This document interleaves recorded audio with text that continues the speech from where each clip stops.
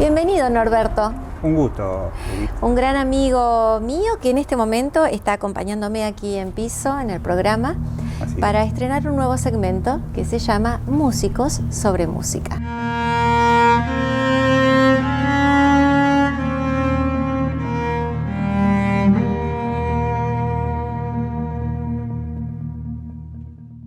Soy Norberto Juez, jubilado de las orquestas sinfónicas de la provincia de Santa Fe, de la Orquesta Sinfónica de la provincia de Entre Ríos y de la Escuela de Música 9901, la famosa orquestita de niños de la ciudad de Santa Fe. Y en los últimos tiempos me desempeñé dentro del proyecto SOS Música o SOS Música. No está muy claro para mí, aunque ambos términos son valederos. Y ahora, bueno, disfruto, creo, de una merecida jubilación. Yo les cuento que Norberto es un gran amigo desde hace muchos años. Nos conocimos en la Alianza Francesa, estudiando el idioma francés. Pero de todos los amigos músicos que tengo, que me rodean, que son unos cuantos, Norberto es el único que me ha transmitido algunos conocimientos de cuestiones de la música que yo ignoraba. Y esas cosas que yo aprendí con vos, Norberto, me gustaría transmitírselas a la audiencia, porque para mí son muy importantes. Nosotros como ciudadanos, como personas comunes, asistimos a conciertos o escuchamos música, pero hay terminología que no manejamos. Por ejemplo, en Santa Fe tenemos una orquesta sinfónica y un coro polifónico. A su vez uno escucha, por ejemplo, en otros países la Filarmónica de Berlín. ¿Qué diferencia hay entre todas estas palabras? Puede haber varias explicaciones y todas tienen su significado. La que nosotros habitualmente hemos utilizado, o alguna vez preguntamos, nos dijeron, mira, sinfónica, sinfono, o sea, sin voces. Sin voces. Está la música sinfónico-coral, que es con un coro, o muchas veces acompañando a solistas. Es que la orquesta cumple el rol de acompañar al solista o hacerle la segunda voz, o en la ópera, que ya tenemos en plenitud varios organismos como ballet, coro, solistas, la orquesta. Coro polifónico quiere decir un coro de muchas voces o de varias voces. Y filarmónica, también nosotros nos hemos preguntado, y la definición es sencilla, es gente que hace música sinfónica por amor a la música. Nosotros decíamos, sí, pero les pagan por tocar, porque antes se asemejaba a la gratuidad. Claro, filarmónica etimológicamente, filo, amor. Claro. Entonces, algunos entendían que debía ser gratuito, pero bueno, llegamos a la conclusión de que se puede amar a la música y cobrar algún peso por un trabajo que se está haciendo, porque no deja de, por más que sea una actividad artesanal o artística, no deja de ser un trabajo para muchos o para todos los que se desempeñen. O sea que filarmónica y sinfónica sería algo parecido. Sí, de hecho hay orquestas sinfofilarmónicas. Y cuando uno asiste, por ejemplo, a un concierto y ve un despliegue de músicos en el escenario, ¿hay algún tipo de organización entre ellos? Sí, totalmente. Hay distintas formas de ordenar la orquesta en el escenario, y eso lo dispone, en primer lugar, el espacio físico disponible, y en segundo lugar, el director, que es quien maneja todo esto. Normalmente, por delante del director inmediatamente están la familia de las cuerdas.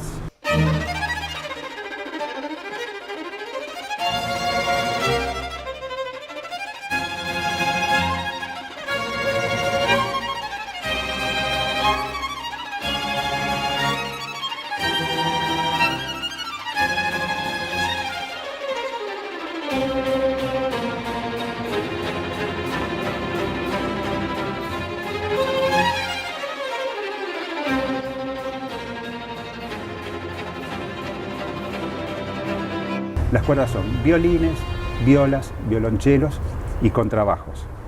Podemos agregar dentro de las cuerdas, pero no dentro de esa formación, otros dos instrumentos muy importantes, que son el arpa y el piano. Una es el arpa es plectada, o sea, y el piano es percutido.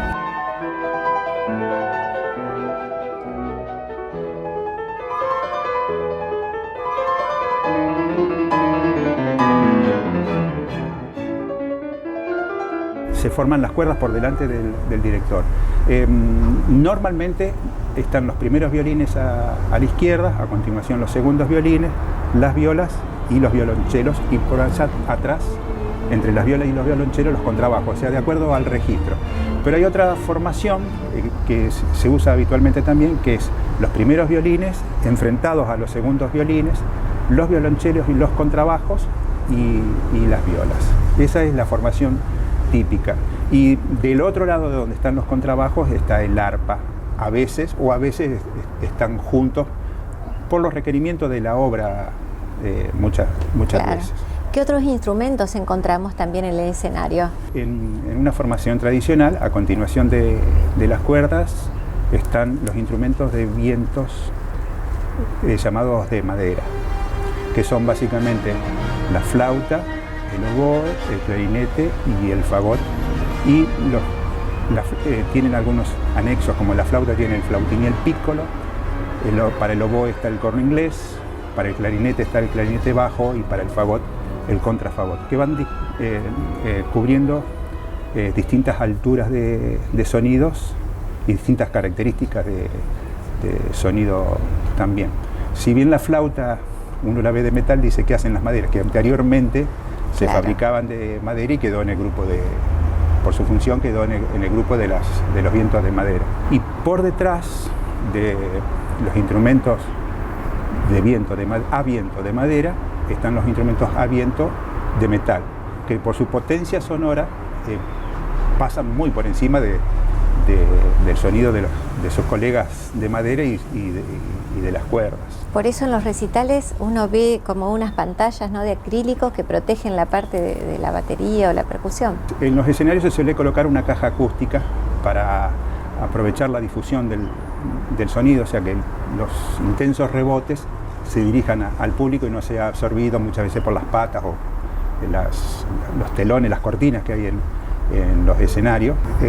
La columna de aire, la vibración los traspasa, en cambio se trata de poner materiales que los refracten a ese sonido y los dirijan de la manera más armónica posible al público. Sí. Queda por detrás de los metales, siempre, está la familia de la percusión, que no debemos olvidar, juegan un rol importantísimo. ¿Que lo constituyen qué instrumentos? Bueno, es la familia que más instrumentos tiene, porque básicamente son los timbales, que es un membranófono, o sea, es un instrumento recubierto con una membrana que se puede afinar.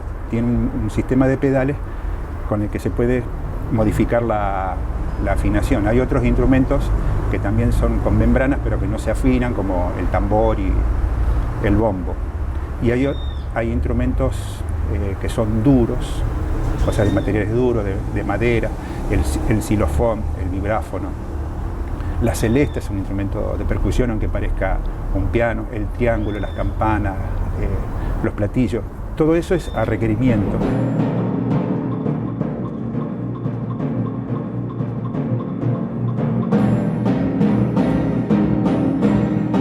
Históricamente, ¿quién fue el que organizó todo este lugar o disposición para cada uno de los músicos en escenario? La orquesta sinfónica como existe hoy tiene su origen en formaciones de 3 o 4 músicos. Ajá. Y como siempre se iban acomodando de acuerdo al espacio físico. Por ejemplo, estaba la orquesta haydniana, que era la orquesta de Haydn, que fue el que formó con la disposición que yo te digo, primeros violines, segundos, violas, violonchelos. ¿Estamos hablando de qué época, Norberto? 1710. Siglo XVIII. Sí.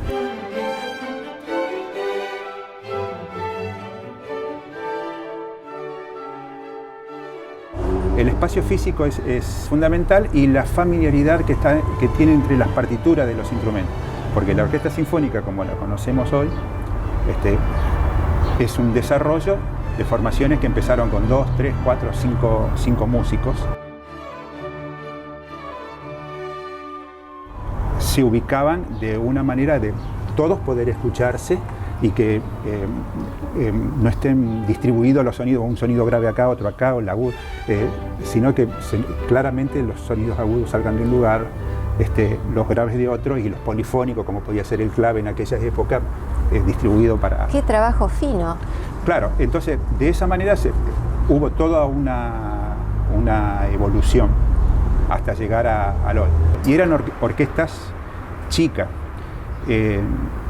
un poco por el desarrollo y otro poco porque esas orquestas estaban mantenidas por las cortes a veces o por la iglesia. Por ejemplo, Bach fue un Kapellmeister. Ahora, qué músicos que hicieron historia, ¿no? Y grandes compositores de siglo XVII, XVIII, donde hoy seguimos escuchando esa música como si fuese creada es ayer. Eterna, es eterna.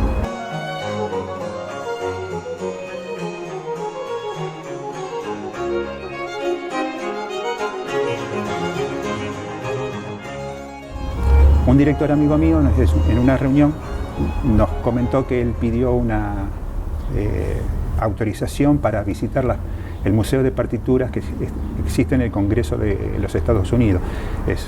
Eso se saca un turno que es para vaya a saber cuándo, pero es un día preciso y un horario preciso. Lo atiende una persona de guantes blancos y se pueden elegir por lo menos en ese momento hasta 5 partituras para ver. Y él había elegido 5 obras, creo que una de ellas, primera de Brahms, y había elegido una sinfonía de Mozart entre ellas. Y nos dice, ¿saben qué fue lo que me causó totalmente sorpresivo? No, maestro, ¿qué fue? Y dice, las partituras de Mozart estaban en tinta. Nosotros los miramos y sí, pero los otros escribían en lápiz porque borraban. Claro, él hacía el original de Mozart una. Directo, y no tiene errores. No tiene errores. Se cuenta que cuando Mozart escribe su primera sinfonía, que estaba pasando de gatear a caminar, en la última nota, que es un re, en el facsímil, está la fotocopia de las partituras, está tachado ese re y corregido.